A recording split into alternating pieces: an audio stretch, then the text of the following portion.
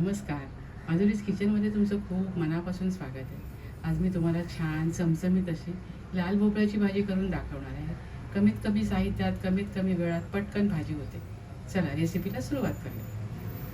भोपळ्याची भाजी करण्यासाठी इथे मी 200 ग्राम लाल भोपळा घेतलेला आहे. तो आता मी कट करून घेते. इथे भोपळा मी कट करून घेतला आहे. आता आपण भाजी करायला घेऊया.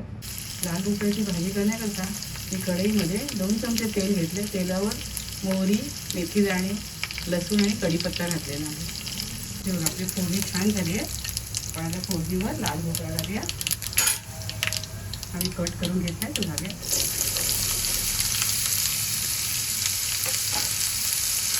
आणि परतून घेऊया. त्यासाठी झाकण ठेवूया. 5 मिनिटं झाली आहे. आपण ते यावर लाल तिखट घालू. चवीप्रमाणे मीठ घालूया.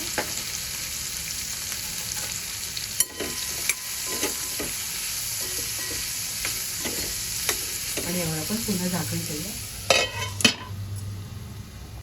इथे 5 मिनिटं झाली आहे. यावर मी तीळ घातले आणि थोडी कोथिंबीर घातली आहे. आणि मिनिटभर परतून घेते.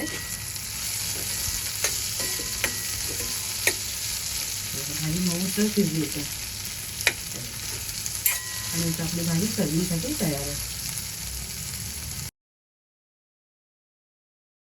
तुम्हाला मी सर्व करून दाखवते. किती भारी दिसते बघा. तुम्ही शेंगदाण्याऐवजी तीळ घाला किंवा खोबरं घालू शकता. खूप छान लागते भाजी. ती लाल भोपळ्याची खमंग आणि टेस्टी भाजी तयार आहे. खूप चवीला अप्रतिम झाली आहे. तुम्ही सुद्धा माझ्या पद्धतीने अशी छान भाजी करून खात राहा, आनंदी राहा. स्वतःची काळजी घ्या आणि माझे व्हिडिओ पाहत राहा. शेअर करा, लाईक करा, आठवणीने सबस्क्राईब करा. धन्यवाद.